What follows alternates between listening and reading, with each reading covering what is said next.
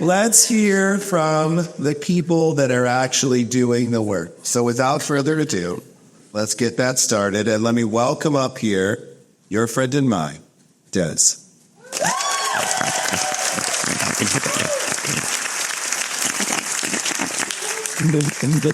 1, 2, 1, 2. Well, I'm also bald with a beard too, so. Have you ever been walking down the street and you just trip? I know this is going to sound crazy, but believe it or not, that's how I got into this whole thing called nonprofit. But let me explain. See, it was 4.5 years ago. I was a sales exec riding high, making the most money I ever made in my life, traveling from Chicago, D.C., New York, Dallas, you name it, I was there. But something was missing. What was missing was deep down inside that little thing called purpose.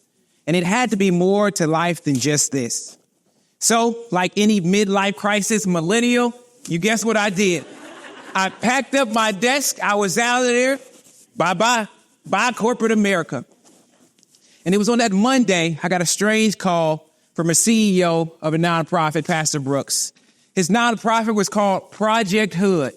The H.O.O.D stands for Helping Others Obtain Destiny. It was nestled in Chicago in what they call the most dangerous block in all of America, O Block. He said, "Des, I heard you just left corporate America and I would love for you to come work for me." And can you guess what I said? Of course not. Y'all got it right. I said, no. There's no way that I can work for you, but since I have all this unlimited time, I'll volunteer. So I remember like it was yesterday, I went into that abandoned Walgreens where Project H.O.O.D was nestled. And immediately, "Hi, welcome to Project H.O.O.D. Running right past me were some kids getting ready for Camp Refuge, a free summer camp. In the back right corner was a class of returning citizens learning the construction trades to put down the guns and pick up hammers. In the back left was a cohort, a class of ex-gang members who were working together, and now they were getting ready to pass out food to the homeless. See, all these great things were happening in what they called the most dangerous block of all of Chicago. Now, I remember like it was yesterday, a young kid by the name of Mario walked into Project H.O.O.D. See, Mario had been in all of Project H.O.O.D's programming, from camp counselor to even in after-school programming. And Mario was a genius, and he had a full ride to college. But Mario had a dilemma. Even though he had a full ride, he didn't know how he was going to pay for that ticket to get to California. He didn't know how he would pay for books, let alone eat that semester. But like I said, Mario was a genius. He went up to Pastor Brooks and said, "Hey, can I work for you this summer?" Pastor Brooks said, "Of course." So from sun up to sundown, Mario came into Project H.O.O.D's offices as a janitor, and he helped mentor young kids. Fast forward 4.5 years later, Mario is a graduating senior and just completed an internship at NASA.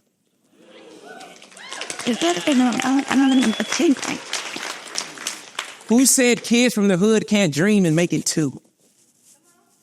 And then, last story, Mr. Rafi.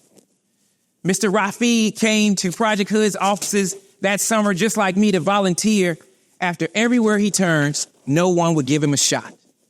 See, looking at first glance, Mr. Rafi had spent over 25 years incarcerated. But see, America and employers couldn't see that Mr. Rafi had taught over 10,000 hours of GED courses. See, Mr. Rafi had helped hundreds of people while incarcerated. But when he got out in America, everywhere he turned, job after job after job, "Sorry, you can't work here because you're a criminal." Mr. Rafi was looking for hope. So he came to Project H.O.O.D just like myself that summer. Fast forward 4.5 years later, Mr. Rafi is our reentry director, leading and helping change lives just like him, Mr. Rafi. It was stories like Mario and Mr. Rafi that I knew I could no longer sit on the sidelines of this thing called life, but must get into the game. See, the secret sauce of Project H.O.O.D was to see possibilities in people and in places that are sometimes overlooked. And can I toot my horn? It's been 4.5 years, and I'm the president of Project H.O.O.D.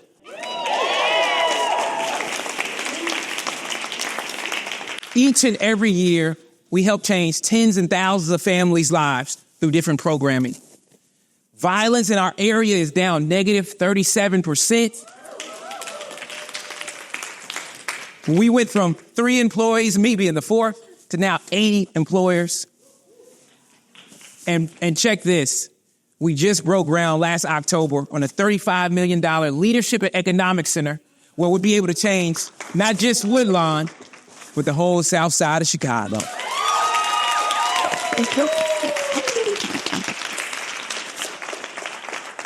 Who says change can't happen in the hood?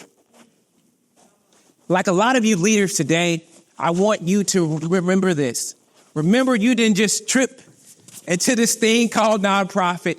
You were hand-selected, hand-chosen to do the work. Remember that purpose and why you do it. And always remember this. Wherever you go, always remember, help others obtain destiny.